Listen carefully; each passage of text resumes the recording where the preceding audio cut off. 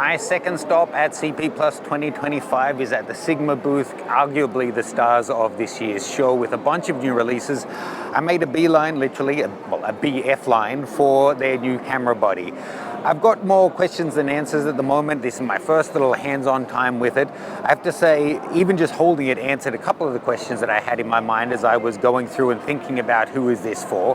But my first questions would be, who is this for?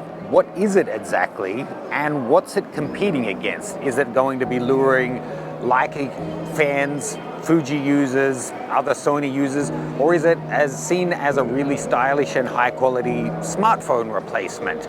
Let's talk it through.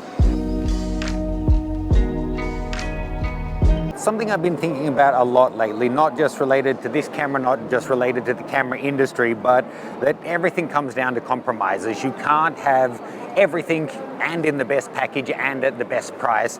And I think it would be so hard actually to design a product to reach the exact market that you're looking for that's going to completely satisfy them. For example, I'm a Nikon Z9 user, lots of others are as well. I wish there were 2 or 3 other features that I'd be willing to pay extra for and have extra weight added to the camera, whereas I'm sure there's others who are like, we don't need this or that, we should get rid of half the features, drop the price and make it smaller and lighter. It's really hard to satisfy everyone. And looking at this, there's a bunch of different comments that I've seen people make. You can see I did my first reaction video to when this one was announced, of what people think it should have had, what it's lacking, what it has that it doesn't need, although there's not too much of that.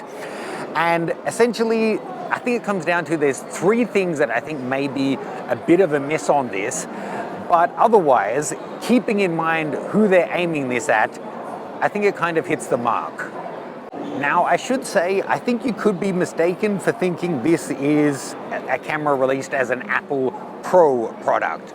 It's got the aluminium unibody, no expandable storage, limited port options, 2 different colorways, and a drastically pared back interface and a strikingly minimalist aesthetic. Now, fortunately, it isn't actually a Apple product, despite the silver and the space gray colorways, because thankfully we do have a battery that's easy to change, and crucially, it is interchangeable lens, and I'm sure if Apple were to ever bring out a camera, it's going to be fixed most likely. Now, I say crucially, not as in that it's necessarily that's the right decision, but I think that's one of the things that's really going to separate people out on this. Let's just give you the 2 of the 3 straight off the bat. The lens mount and then the lack of an EVF. Now, back to the point of the interchangeable lenses. I think the fact that you can change the lenses on this makes it more of an update to their already existing camera, the Sigma FP, rather than being a competition for something like a Leica Q or a Fuji X100 or even some of the Sony ones that have a built-in lens. And again, that's going to split some people. It really depends which camp you're in. For a lot of people who are existing L-mount shooters, who have another pro kit, who want something smaller, lighter, or stylish, then they're gonna want those kind of features to be able to change lenses.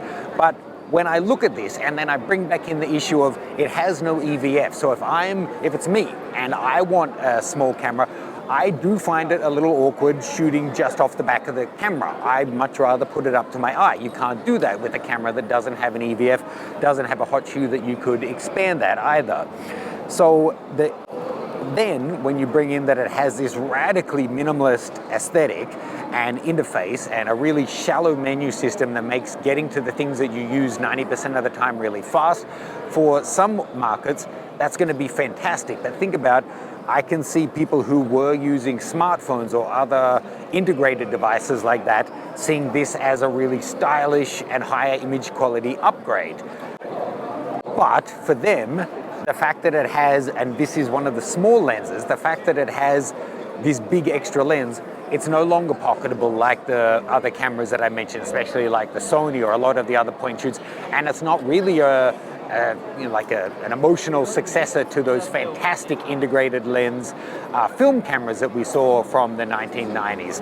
It's something more like, what it is, a unibody, aluminium, stylish, interchangeable lens camera that It's definitely going to appeal to some people, but I'm not too sure. One of the big questions I had was going to be about the ergonomics, and I would say the body itself, I think, feels at first nicer in the hand, but at second, this is with the 35, that's with the 50. The 50 already, I think on a long day, I would start to struggle with the ergonomics, especially that it has the nice little thumb up there, but you can't add a bigger one. All you'd be able to do is, and I'm sure someone smart is already 3D printing these, get a grip that goes onto the bottom that then gives you an extra grip. But then that's really going to destroy what the product is, which is a minimalist, tiny, stylish camera. I'll be very fast, a little bit more. Okay, so personally for me, those are two of the 3 points of contention, the no EVF or OVF, although that's unlikely, and whether or not having the interchangeable lens is a good thing. Hearing from you guys, I heard comments about it should have a hot shoe, it should have an articulating screen, it should have interchangeable cards. I actually can kind of understand a lot of that, maybe not the card point, but the other points, keeping it sleek and integrated, that's what it is. It is a minimalist, stylish camera, and I think adding all of that stuff would complicate it. And that's not what they're trying to do. They're trying to simplify things. So I'm kind of on board with those. The third point that could be a sticking point, that I think maybe, is the price. And it really depends. You can come at this from two ways. If you're a Leica shooter or someone who's into high-end cameras, or someone who's using the latest generation of smartphone that costs $1,500 and $1,600 these days, then $2,000 for such a beautifully made product could seem so reasonable. Another way of looking at it though is that this is a compact camera with no card slot, no IBIS, no EVF or OVF, limited controls, short battery life, the minimum resolution acceptable for 2025, and with no lens, it's going to cost you $2,000. I don't know. I'm sure there's a market for it. The line around this booth suggests that there's certainly a whole lot of interest in it. I'm just not sure about the ergonomics, and the ability to put some of these bigger lenses on if you're a serious shooter is definitely a plus. It gives you access to the whole L mount range. But this, with any lens bigger than this, I think is really going to test the ergonomic limit of this camera. Sigma have been really kind to let me film this on the booth in amongst all of the people. They're hovering. I think someone else needs the camera, so I'm going to finish up for now. But I will be back and talking with Sigma later in the show, so let me know what you'd like to see on this. Full details of everything I've mentioned in the link tree. Thank you for your patience.